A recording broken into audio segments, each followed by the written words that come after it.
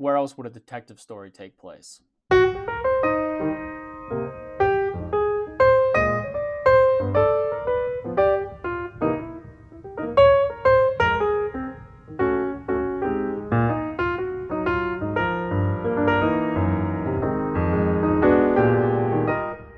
Good afternoon, everyone. Welcome to Read the Right Thing Book Reviews. I'm Eric. Thanks so much for watching. Today I'm going to be reviewing Down the River Unto the Sea by Walter Mosley.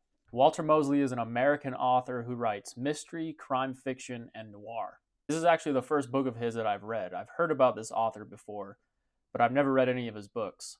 And the only reason I started with this one is because I found this at some used bookstore a while back, and it's been sitting on my shelf ever since, and I finally decided to pick it up and read it.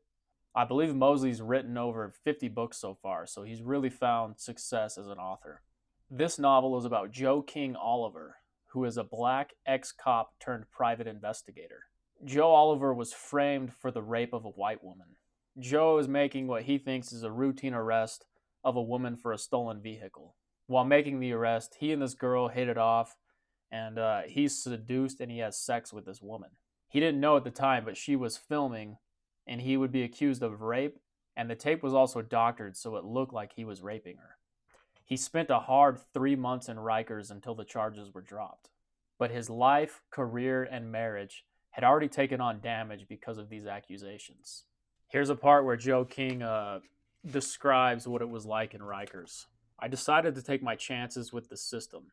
In the next 2 days, I got into half a dozen fights. They'd given me a private cell, but on the 4th morning of my incarceration, a crazy-looking fellow named Mink splashed a bucket of urine through my cell door. Mink was gray-eyed with olive skin and kinky blonde hair. The guards didn't have anyone clean my cell. It was in that stink that I became a murderer in waiting. The next time Mink passed my cell door, he leaned forward, pretending to get a whiff of me. He miscalculated by 5 inches, and I got him. Before the clown man knew it, I had him in the chokehold I'd used against many of his peers. I'd kill him and anybody else who even thought about putting a hand on me. I'd be in prison for the rest of my life, but everybody from Mink's friends to the warden would know better than to ever get within reach again. The guards got to us before I could kill the ugly, piss-slinging convict. They had to open the door to pry me loose from my victim. Then the peacekeepers and I had one hell of a fight. I never knew what it was like to be pummeled with a truncheon, but you don't feel the blows through the rage. But that night, the bone bruises hurt like hell. Just a few days and I'd switched allegiances from cop to criminal. I thought that was the worst thing, but I was wrong. The story then resumes a decade later. Joe is just a shell of himself, untrusting of human connection and the law. His marriage is wrecked, but he still has a relationship with his then 17-year-old daughter, Aja Denise, who is also his secretary.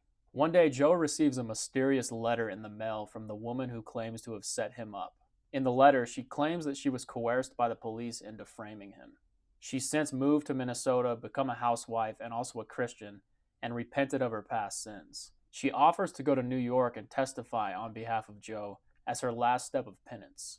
Joe gives her a call, thanks her for the letter, and tells her there's no need, all he needs is the name of the cops. So now armed with the name of this cop, Joe starts to dig a little deeper to try to exonerate himself. Joe takes on 2 cases in this story, the case to find the cops who framed him, and the other to free a radical black journalist on trial for the murdering of 2 cops. Joe knows he's going to come up against some corrupt cops and shady characters. He enlists the help of an ex-con named Melquart Frost, who is in my opinion the best character in the book. Joe once arrested Melquart for armed robbery. He cornered him and could have put a bullet through him, but didn't shoot him. Melquart feels that he owes Joe one because Joe didn't kill him, and he also didn't lie during Melquart's trial to give him a harsher sentence. So although they're on opposite sides of the law, Melquart has a respect for Joe King. Melquart is described as kind of this devilish figure who's actually named after the devil. I think Melquart, I looked it up, I think it means king of the underworld or something like that. Melquart's birth was because of the product of a rape, and he believes he's destined for a life of crime. He's a smart and cunning sociopath who lives by a criminal code. Better on your team than going against you. This story was just okay, but what I really loved was the world that Joe inhabits.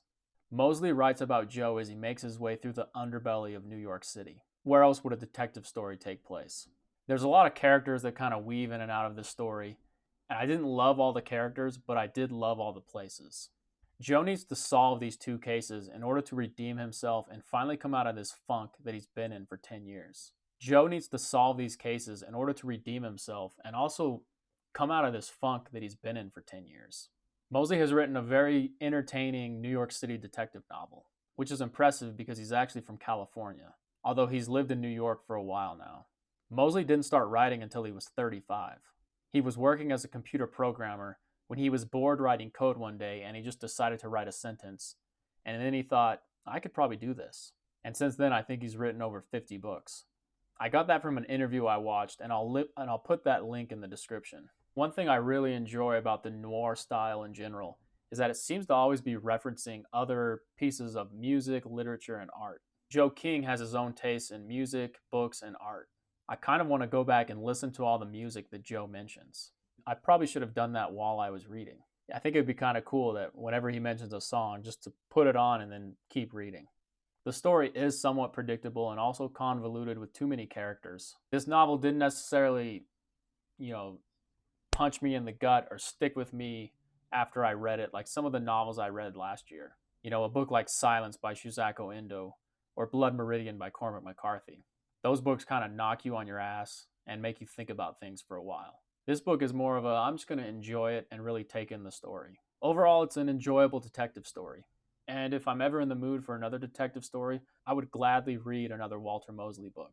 If you've read Walter Mosley, let me know what you thought about it in the comments. So that was just a quick review of Down the River Under the Sea by Walter Mosley. Given that it's a detective story, I didn't want to give away too much. If you've read this book, let me know what you thought about it in the comments. If you found this video helpful, please hit that like button. Thanks for tuning in, and as always, read the right thing.